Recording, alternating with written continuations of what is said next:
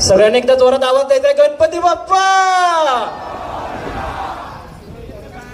आपला पथकातील उत्कृष्ट ढोलवादक अमोल भाऊ दूरकर हाच आपल्यात नाहीये.